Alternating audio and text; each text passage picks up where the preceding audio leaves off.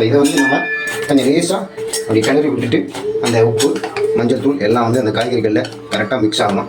அதனால் அதை நல்லா கிளறி விட்டுட்டு கொஞ்சமாக தண்ணி ஊற்றி அந்த குக்கரை வந்து மூடி வச்சிடணும். ஒரு 3 விசில் விட்டு ரிலீஸ் பண்ணி பாருங்கள். இப்போ இந்த குக்கரில் வந்து நம்ம 5 விசில் விட்டுருக்கோம். இது ரிலீஸ் ஆகிடுச்சா இல்லையா பார்க்கலாம். ரிலீஸ் ஆகிடுச்சு. இதை ஓப்பன் பண்ணி பார்க்கலாம். இதில் காய்கறிகள்லாம் எப்படி வந்திருக்கு. நல்லாவே வந்திருக்கு.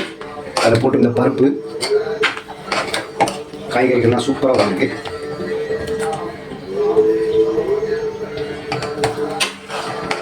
இந்த கூட்டு அருமையாகவே வந்திருக்கு. இந்த காய்கறிகள்லாம் நல்லா வந்திருக்கு. அதில் போட்டிருந்த சின்ன காராமணி, பெரிய காராமணி, பாசிப்பருப்பு எல்லாமே வந்து சூப்பராக வந்திருக்கு.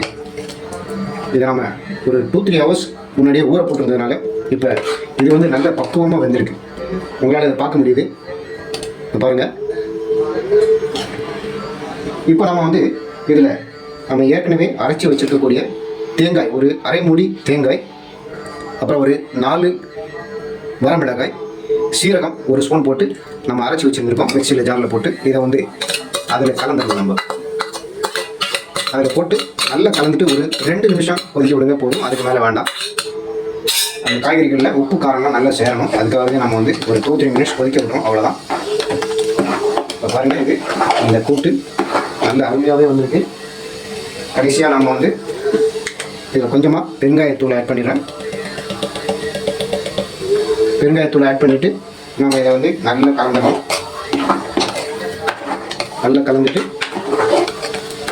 2 நிமிஷம் கொதிக்க விட்டிங்கன்னா போதும். இந்த கூட்டு ரெடி, சாப்பிட்றதுக்கு தயார். அதுக்கு முன்னாடி நம்ம வந்து ஒரு சின்ன வானிலையில் கொஞ்சம் எண்ணெய் விட்டு கடுகு, உளுத்தம்பருப்பு, கடலைப்பருப்பு, கருவேப்பிலை போட்டு தாளித்து கொட்டிட்டோம் அப்படின்னா இந்த கூட்டு ஹெல்த்தியான இந்த காராமணி கூட்டு ரெடி, சாப்பிட்றதுக்கு தயாராகிடும். இதே மாதிரி நீங்களும் செய்து பார்த்துட்டு நம்ம வீடியோ பதிவுகளை உங்களுடைய கமெண்ட்டுகளை மறக்காமல் தெரிவிங்க. நம்மளுடைய பிஎஸ்என் கிச்சன் யூடியூப் சேனலுக்கு சப்ஸ்கிரைப் பண்ண மறக்காதீங்க. இந்த வீடியோ பிடிச்சிருந்தா லைக் பண்ணுங்கள், கமெண்ட் பண்ணுங்கள். நன்றி. அடுத்த ஒரு சமையல் வீடியோ பதிவில் நான் உங்களை சந்திக்கிறேன். இது பிஎஸ்என் கிச்சன்.